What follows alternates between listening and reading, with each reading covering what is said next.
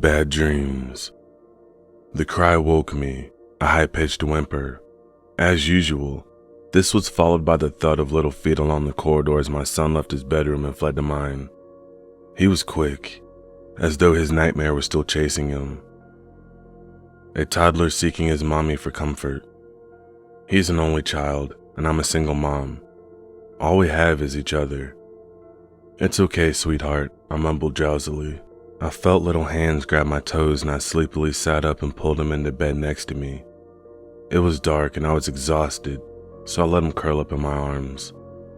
But something was wrong. His breathing was too noisy and I asked him what was wrong. "Mommy?" My son's confused voice called to me, but it's from his own bedroom, not next to me. I tense up and the bundle in my arms shifts. Its breathing quickens again with excitement. I can feel its hot breath on my face as his tiny hands pull me in closer. Daddy's chainsaw. Daddy's chainsaw is a rusty abomination, all teeth and noise and bone-splintering force, spewing smoke and coughing discordantly as it cuts through all the layers, spilling the stuff and squishing the insides. You can see it staring at you from the corner of the garage. Shiny, beady eyes, metal grin, scarred and disfigured, old and evil. It's never dormant, not really. It's always hungry, you see, always needs more, can't leave it alone. It will crawl out on grimy, tarnished joints and you will never see it coming. Jolt awake to the sound of your guts turning to liquid, scream into the deafening roar of the chain. Convulse as it digs deeper and deeper, uncovering all the things that are meant to be on the inside. That's why I sit here. As long as I keep an eye on it, we will be okay. As long as we watch it, it can't move. Old laws long forgotten, but somehow instinctively followed. Awaken unseen. Move unseen. Murder unseen. "Lily," Daddy yells, a look of frustration and annoyance on his face. "Yes, Daddy?" "What have I told you about messing around in the garage?" "But I didn't." "Don't try me, girl. What's this then?" "But I swear, Daddy, I didn't." "This is your last warning. Grab your doll and go get ready for dinner." Lily sweeps me up in her arms apologetically and carries me inside. "This isn't over, Daddy's chainsaw. You know I'll be back when their eyes aren't on me." Lucidol. 1/2 gram. That's all we had left, and all that we would have for the foreseeable future after the grim phone call I just received. "Come on, Will. Someone will find it. You know there's some loose out there somewhere," Curtis chattered. His pacing was adding to my anxiety. "No, man, I don't know that. Supply has been drying up all over the country. You've seen the stats yourself," I reminded him. I reweighed the baggie, hoping the numbers on the scale would somehow increase. Originally, the pharmaceutical came out as a miracle cure and therapy. Millions of people were given Lucidol for a broad range of mental illnesses with nearly a 100% success rate. However, it didn't take long before someone found out that at higher doses, the effects are heavenly. Since then, it had created a global outbreak of addiction unrivaled by any other substance. 6 years ago, Curtis cut up a few pills and offered me a line, changing my life forever. Imagine living in a lucid dream for 6 hours. Imagine feeling any sensation you desire. Imagine recreating your entire universe. Imagine the things you would do, the moments you would relive, and the person you could be. Now, imagine how hard it is to return from that place. Since that day, the only thing that has been important to me is loose. I traded in everything else to find more and come up with money to buy it. Sure, I tried to get help before. This drug will ruin your mind. It stores in your brain for years. 1 in 4 people die during withdrawal. I've heard all the scare tactics, but it was never enough to deter me from going straight out of rehab and scoring. Cheers, mate. See you on the other side, Curtis said, pressing the plunger down. I watched his eyes glaze over as he slumped onto his filthy mattress. I picked up the baggie, bringing the minute bit of powder to my face. I would only be able to visit my ghosts one last time. I would only get to be a toddler again for a few hours. I would only get to see my parents' smiling faces once more. To feel that blissful innocence for such a short while. I wasn't ready to say goodbye. No, I couldn't. I already had to do it before. Their killer had spared me that night, unable to bring himself to take a child's life. Though many days, I wish he hadn't. Will this be worth it? I looked down at Curtis, and just for a moment, I found myself hesitating. It stores in your brain for years. Is it worth it? Right there, inside his skull, there's 6 years buildup of loose. 6 more years of pure innocence just waiting to be harvested. 1 in 4 people die during withdrawal. I turned the saw on, slicing through his forehead, and Curtis becomes a statistic. Bonding with cigarettes. You might find me in the smoking area of a nightclub. If there's someone there that grabs my attention for all the wrong reasons, talking loudly, or just being a general nuisance, then I'll go over and offer them a cigarette. Why? Because it makes me feel good about myself. Because it stops you from talking too much. Because it's a way to keep the peace. Because this place is your only way of having fun. Because no smoker can say no to such a kind offer. Because you think I'm relatable. Because it's sexy. Because it takes 11 minutes off your life. Because it's a fine way to relax. Because I like the idea of watching you die right before my eyes. Because it's the start of a friendship. Because it makes me feel good about myself for what I'm soon going to do when this place closes. Because it means we can share a taxi. Because it's a way to keep the peace before you experience the war, and let me tell you, you are not the only person that has or will experience it. Because another cigarette would seem rejective while I walk home the same way as you. Because no smoker can say no to such a kind offer that has no real meaning other than to wedge my way in like some relentless cockroach too fast for your feet. Because I can lead us down a quicker route. Because it's sexy to lure you in, to share our dance, and there's an intimacy between us that I can't quite explain right before I know that I've got you, that there's no way out. Because I can pull out the knife as you flick your lighter for the next one, the last smoke before we part, which isn't at all a lie. Because it's a fine way to relax before I kill you.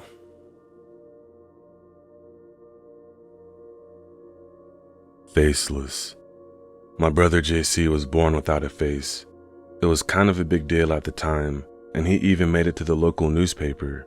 But the next day, Old Man Jenkins came into possession of a pig with 3 tails, and so everyone quickly forgot about JC. Can't you cut him some eyes at least? Pa asked Doc Faraday. Afraid it doesn't work like that, Wade, the doc told him. Might just cut into his brain by accident. Could give them a specialist over at Fletcher H a call, though. Nah, ain't doing that. Don't want the attention, Pa said. And so they didn't. For a while, I thought maybe I wanted that. To be found. To be seen by someone else, but I guess I didn't have it half bad. I had my own room after all, and sometimes I even got to see the sun. Pa didn't like JC much, so he lived in the hole most of the time. I already felt bad for him having no face and all, but he also got most of the beatings, and I don't think he ever lived a day without a broken bone inside of him somewhere. I'd cry a lot, and if it wasn't for Ma, I guess I would have done what Eurydice did, and just stopped eating and drinking until it hurt no more. Ma would hold me tight every night after Pod finished beating JC, and she wouldn't leave until I fell asleep. When I learned the truth, it was a night like most others. Pa had been roughing up JC down in the hole, but he wasn't done violencing, so he figured he'd hurt me some too. I was used to it by then, so I let him kick me around for a while, and I don't think he managed to break anything before Ma stormed in. I'd never seen Pa afraid. It just wasn't a face he'd wear. But that night, he turned into a sniveling, snot-nosed little kid right in front of me. It can't be, he mumbled. You ain't real. You're freaking dead. Ma didn't speak a word, and I didn't understand what he was on about. She wasn't dead. She had always been there, but then she changed. Her face melted away like lumpy blood butter, liquid flesh dripping to the floor.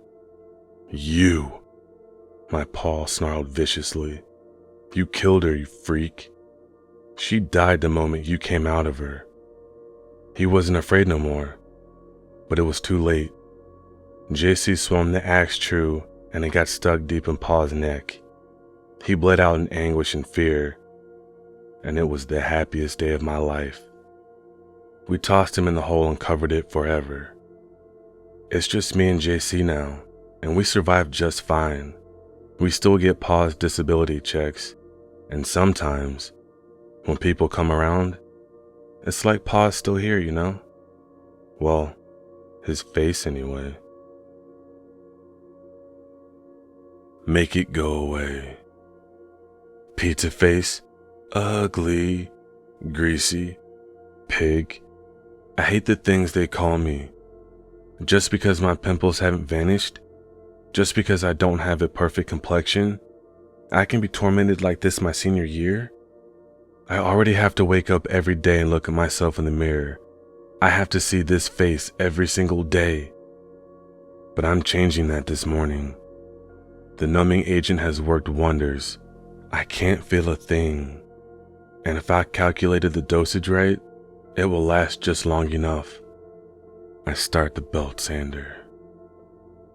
Hey, it's Greasy. What's with the mask today? Finally decide to hide that ugly mug. I push past the crowd at the doors as the screams start. I hear the word blood and my name out of what's left of my ears. My legs are still wobbly, but I make my way to the cafeteria. I don't feel the pain yet, but a warmth starts under my eyes as I sit. There's a crowd surrounding me, gawking and murmuring out of some morbid curiosity. No student has dared to touch me, but a few fled. I assume to fetch teachers. As I feel the pain sting, I pull the poor plastic mask from my face. I feel a slight resistance as fat, blood, and skin tissue stick and fall from the mask and bone onto the table. Wet, heavy drops. Oh, the screams are loud now. My smile is permanent, for my lips are gone. I wonder what they'll call me now. Next slide. Do you remember this? It was the first time he saw a hedgehog. He picked it up and the thing was riddled with lice. It took a week to clean the house. He always liked his animals. Luckily, they liked him back. Next slide. That was on our trip to Scotland. Such a beautiful place. He loved the mountains. That bloody pine marten, though. It followed him everywhere he went. Next slide. This was when we first moved here. Such a lovely garden. He wanted to go to school so badly, but we explained why he couldn't. I used to get upset at how lonely he was. No mother wants their child to be unhappy. Next slide. Christmas Day. He wanted a PS5 and was so excited that we managed to get one for him. He wasn't allowed to play online in case he said something, but we let him have any game he wanted. Money was never a problem for us. Next slide. My sister's funeral. She loved him so much and spoiled him. He locked himself in his room for days until his dad sat with him and explained that everything would be all right in time. That's enough. Her husband turned the projector off. Do you understand now, Roy? Sitting nervously on the living room sofa, sat a muscled, heavily tattooed man. Despite his stature, he was clearly scared. Hubby sat down beside him. We hide from others, but our son left the house one night without our knowledge. He wore a hoodie so he wouldn't frighten anyone. He must have seen your girl and wanted to talk to her. Your Sarah looks the same age as him. I can only imagine how unsure he must have been. I don't think my husband and I understood how lonely he was. That's our fault. Roy looked at the mother and turned his gaze away. All I saw was someone suspicious near Sarah late at night. I didn't mean to hurt him, the mother screamed. You hit him with a block of wood until he was unconscious. He was a child, she spat in Roy's face. Thankfully, I heard his cry and stopped you before you killed him. She stepped back. You think we're monsters, but we're a family just like you. Can you see now? From the photos? Roy nodded. I'm sorry, please. Mother discarded her clothing and stood proudly in front of Roy. She was human, but her body was a network of vines and trunks. Her eyes were bright fruits. She was a goddess of nature. We're tough to kill, Roy. We're hardy. The son entered the room smiling and holding Sarah's hand. He had his sister at long last. She was beginning to turn green. Her eyes jeweled blueberries. Sarah cried out for her father to help her. You will help her, Roy, Mother explained. Your rotting body will make good compost for her first feed. That's what families do. They help one another. It'll come back to you. I don't recognize these hands. That was the first thought that entered my mind after my eyes opened. These aren't my hands. A team of doctors surrounded me for the next few hours. They meticulously checked to make sure that I had feeling throughout my body, asking me to move my appendages and if I could feel pinpricks across my body. Being able to perform these basic tasks gave me hope, though any memory of who I was or what had happened to me had simply vanished. Victor? Victor. This must be my name.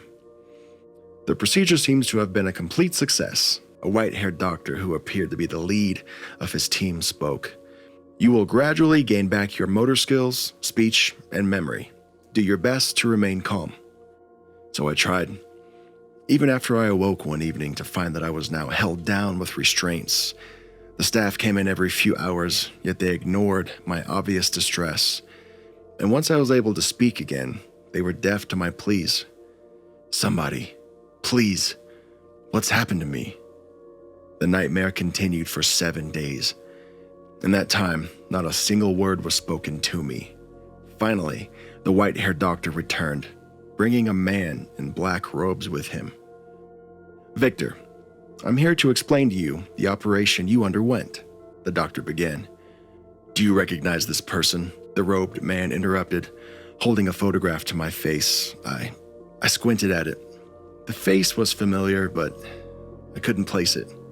It's you, Victor, he said, and I nearly gagged. Or it was you. Yes, Victor, you have been transplanted, the doctor interjected, eyeing the man with disdain. What? What are you talking about? I asked, my heart rate increasing on the monitor. Your brain was preserved cryogenically after your death until a time when you could, continue living. We didn't have a host body available right away. I don't believe this. I wouldn't. Memory, not so good, Victor. Maybe this will help. The robed man sneered, holding up a second photograph. The woman smiling back at me. I knew her somehow. Please, no, I screamed, desperate to escape her accusatory eyes as memories of her death came flooding back to me. Well, Victor, you look like you've seen a ghost. Oh, I guess you have, the man cackled. The doctor grimaced and addressed him. He's just had a shock. Please, do not press him like this. Remember who you're talking to, the man growled, taking a threatening step toward the doctor. The state has no need for anyone who sympathizes with murderers. The doctor backed away and apologized, taking one last look at my stricken face before retreating out of the room. Victor, by the power granted to me as state executioner, I hereby welcome you to your third of 12 life sentences, the man said, turning to me with menace in his eyes. Let's see how much pain this host can endure.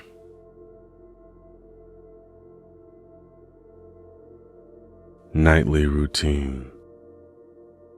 Since me and his mom split up, our 9-year-old son has had difficulty sleeping. We had shared custody, where he spent every other week with me. Whenever he was at my house, he would wake up in the middle of the night and come get me. He was never able to explain exactly why he woke up, except that he was afraid and didn't feel safe. Most mornings, I would wake up next to him in his bed, not even remembering coming with him. On nights where I wasn't completely passed out though, I would hear the creak in his bed as he rose, followed by quick little steps hastened by the dark as he rushed down the hallway towards my bedroom. Always as he opened my door, he would rub the sleep out of his eyes with the back of one of his hands while reaching out to me with the other. I would take it and follow him back and embrace him in bed, telling him he was safe. This night was no different. I woke from my light slumber by the usual creak in his bed. I was already up when the little hurried footsteps halted outside my door, so I grabbed his hand as soon as it swung open, and we walked hand in hand back to his bedroom. Somehow, this nightly routine had begun to bring comfort to me as well, like as if it was a sign that all was as it should be. So, when we climbed into his bed, and I embraced him as his warm breath hit my chest in waves with light snores, telling me he had already fallen back to sleep, I too felt safe. I was moments from drifting off to sleep when a sudden realization shook me to the core. My son was with his mother this week. I slowly, afraid of what I might see, moved my chin down to face the breath warming my chest. Under the long black hair on the head resting in my arms, I saw a pale, rotten skin, surrounding two wide-awake eyes looking back at me with a twisted, terrible excitement. Beneath the dreadful, intense gaze were gray lips, stretched in an unnatural wide grin, barely showing the discolored teeth through which the now rasping breath was flowing. I was unable to move, frozen with fear as I felt a cold hand climb up my back as it reached out to return the embrace, fingers tapping on my back as if they did the climbing for it. Sharp, ragged nails pierced my skin with every touch. As it reached my neck, I could feel the fingers stretch all the way to wrap around my throat.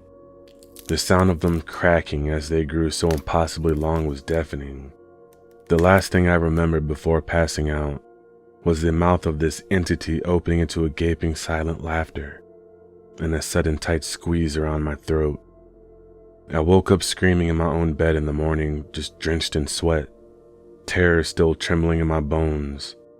For a long while, all I could do was stare into my sunlit room, both terrified of the capacity I had shown for nightmares and relieved that it was all a dream.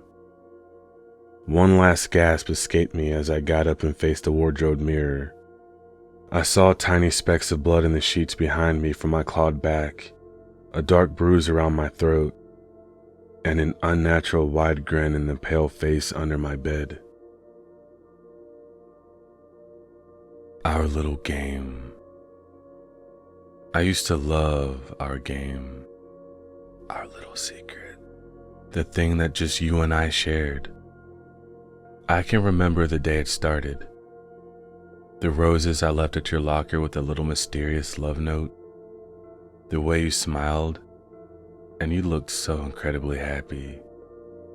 You never came out and said it, but I knew from the way you'd waved to me that you knew it was me. All those little miracles, the snow cleared from your car, birthday balloons waiting for you, so many chocolates on Valentine's Day left anonymously, and you would act like there was nothing between us. I understood that silence was your love language. that you would hide your emotions until you were ready to make them public. I was certainly patient. I saw the way you would feign ignorance or concern to your friends. Your performances were outstanding. It made me just fall deeper in love with you. I guess I just didn't realize how much you loved me. I didn't think that when I came over that dreamy and dark night, you would have a gun ready. I would have never expected you would have a shrine dedicated to me, or this cage in your basement.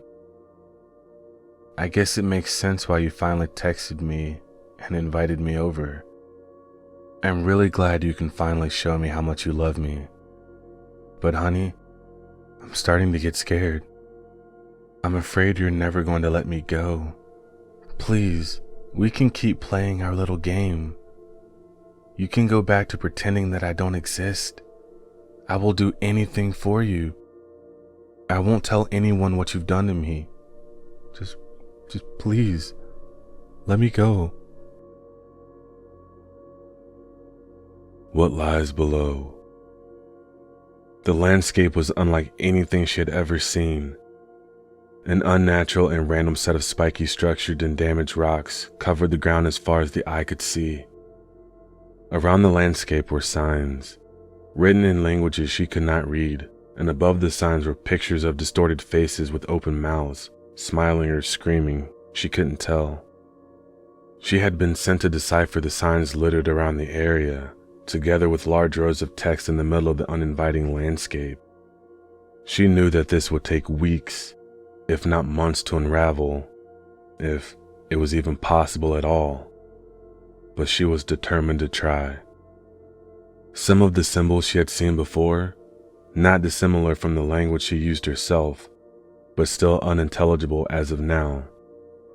They looked like lines and dots merged together and grouped in rows, and if she counted them correctly, there were 26 of them.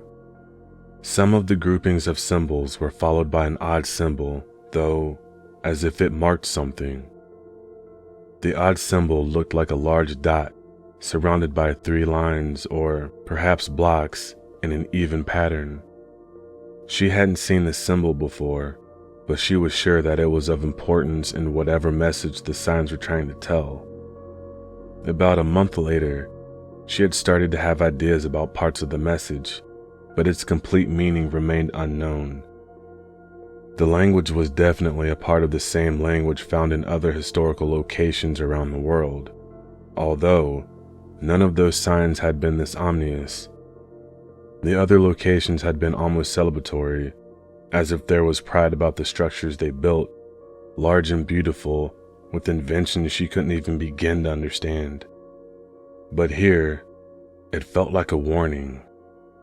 Whoever created these signs clearly wanted people to stay away, but the researcher in her was understandably curious. Ideas and cultures from thousands of years ago should be learnt from, not forgotten. And finally, after months of research, she could begin to interpret the message. It translated as followed: Danger, radioactive site. We are going to tell you what lies underground, why you should not disturb this place, and what may happen if you do. This is not a place of honor. Nothing valuable lies here. What lies below was a danger to us in our time, and it is still present in your time, and it will be present for all time. Do not touch the ground. Do not touch the water. Do not go underground. Take this message seriously, or death and injury will follow. As she read the message, a sense of discomfort filled her mind. But what could be so dangerous that thousands of years couldn't manage? As curiosity was once humanity's greatest motivation, it would now become its enemy. For despite the messages, they had already begun to dig, and those strange rocks deep in the stone below, they had already been found. Portrait of an Angel. Many people have insisted that the portrait of an angel was blessed. However, its victims have made quite the opposite claim. Yes, the initial effects of long exposure to the portrait is said to be very useful in helping Christians meet their religious goals, but over time, this initial gratification is replaced by severe suffering. The reason that the portrait is called Portrait of an Angel should be obvious. It's rumored to be the portrait of an actual angel. But how could someone manage to paint such a thing? Well, it happened so long ago that no one truly knows. The only facts that we have of the painting's origin are contained in legend. Here's the gist of it. The painter of the portrait was a monk, and for the first few years that he spent in his chosen monastery, he remained a devout Christian. Then, slowly, he began falling into many sinful indulgences like gambling and hiring whores. Soon, he was kicked out of the monastery for this behavior. And still, the other monks pitied him and prayed for his salvation. Many days later, their prayers were answered. An angel, the same one as in the portrait, visited the former monk in the room of an inn. After waking him, the angel took him from that room and gave him a complete tour of heaven. What he saw there made him repent immediately after the tour's conclusion. Once the angel had returned him to his room, the monk immediately went to the monastery. He told them the story and pleaded for their forgiveness. He also promised to remain righteous for the rest of his days, and he did.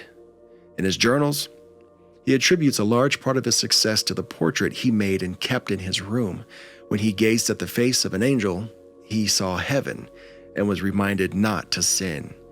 Thus ends the main story part of the legend. But it often doesn't just end there. Usually, there's a final statement.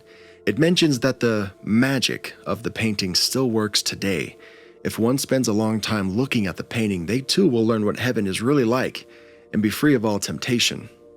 Thus, the painting, now housed in a church in Spain, has been visited by millions of doubting Christians, and every one of them can prove its success against sin. At least, they can go without sin for the first few weeks or so, then they kill themselves. From what the victims have stated before their deaths, it seems that it's not meant for living souls to see heaven. They claim that the songs of birds sound too weak. Sugar tastes far less sweet. All color and beauty looks heavily dulled. And worse, any pains or illnesses feel 10 times worse than before. In general, it seems that when the portrait shows its visitors heaven, it makes earth as bad as hell.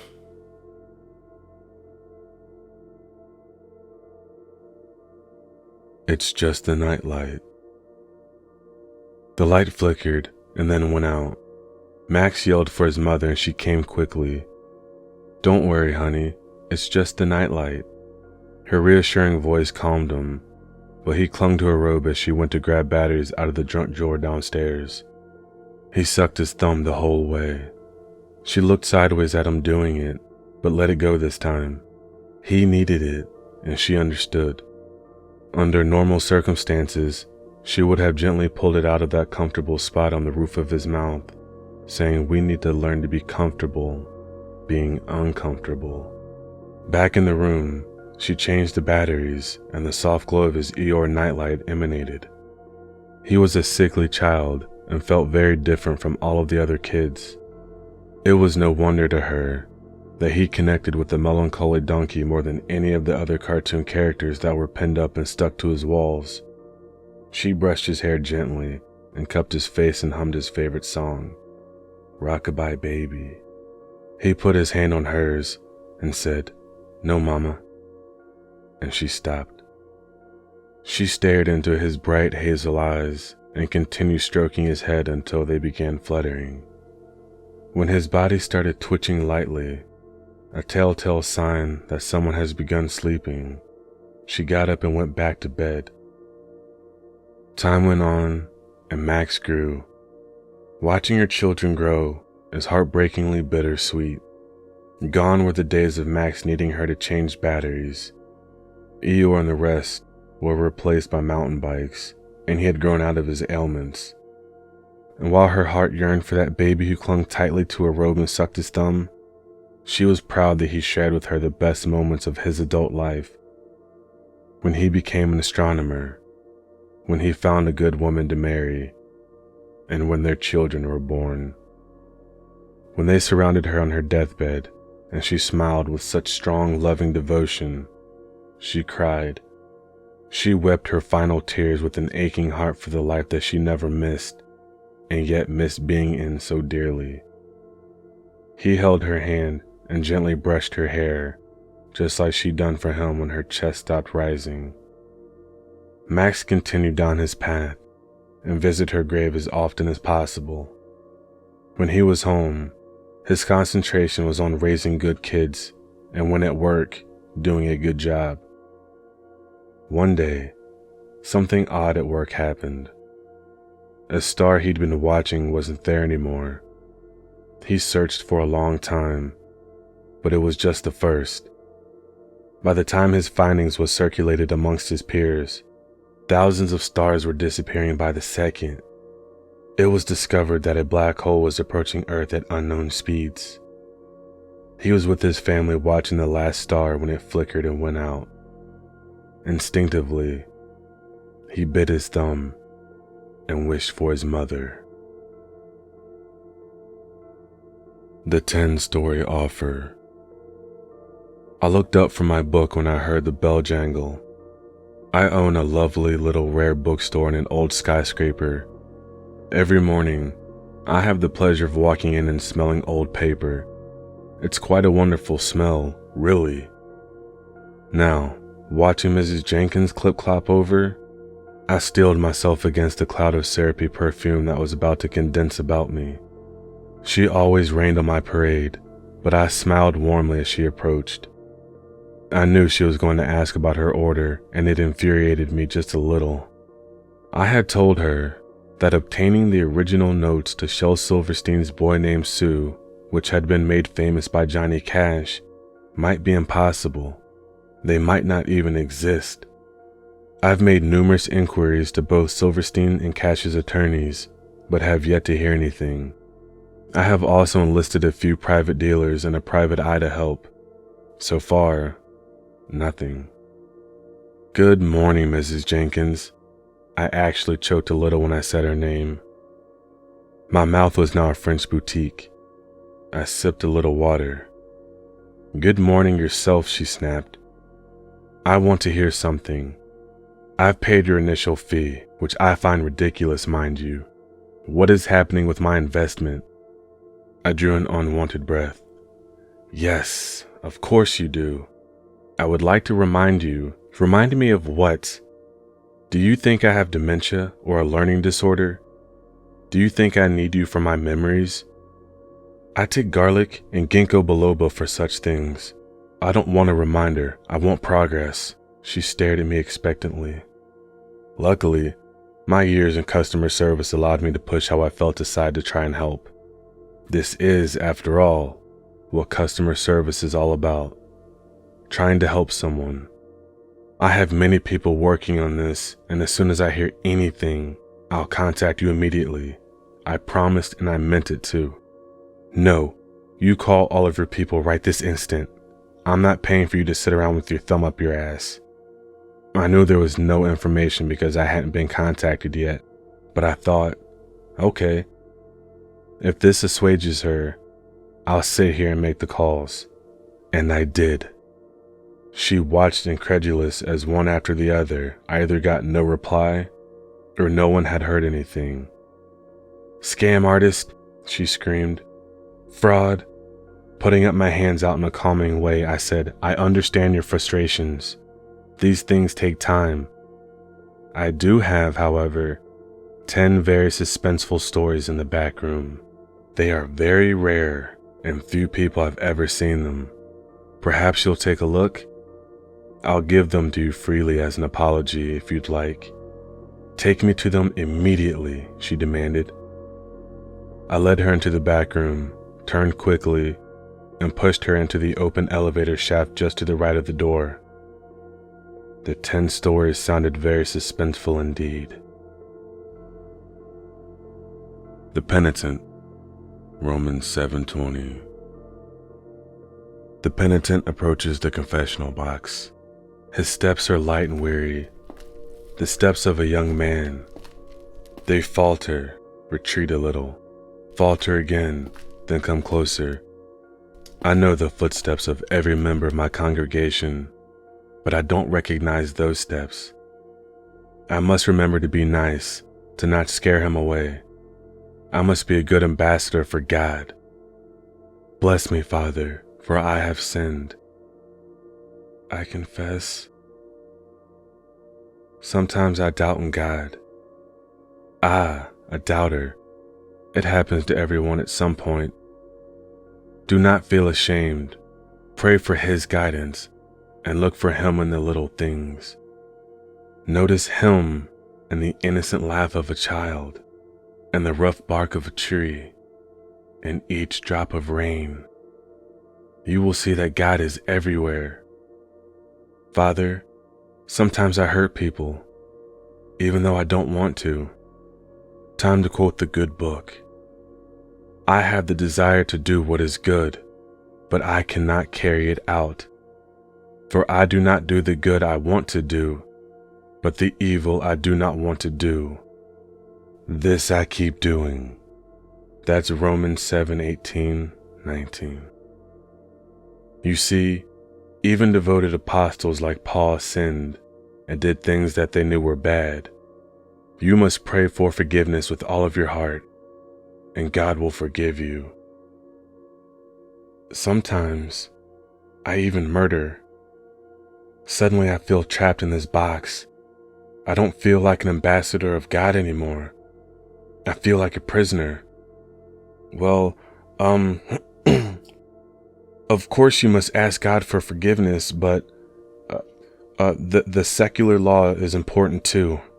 I highly recommend you speak to the police. And if I don't want to, you wouldn't dare break the seal of a confessional, would you? I froze for a moment. No, of course not. Damn, I hesitated too long. He noticed. The second he takes to respond feels like a lifetime. Well, that's what the last priest said, and he sure as hell didn't keep his promise. I'm not like that priest, I swear. I'd never tell anyone but God. Would you rather die than break that promise? He yanks open the door of the box and pulls out a knife, shiny as a polished mirror. He inspects it carefully, runs his forefinger gently along the edge. He holds up a bleeding finger for me to see, then gestures to the space around us. You say God is everywhere. Do you see God here? Will He save you? I tried to appeal to him. There's still time to be forgiven. If you repent, God will take you back. Don't condemn yourself to the flames below. He cocks his head slightly. Now, if I do what I do not want to do, it is no longer I who do it, but it is sin living in me that does it. That's Romans 7:20. He smiles and thrusts the knife forward.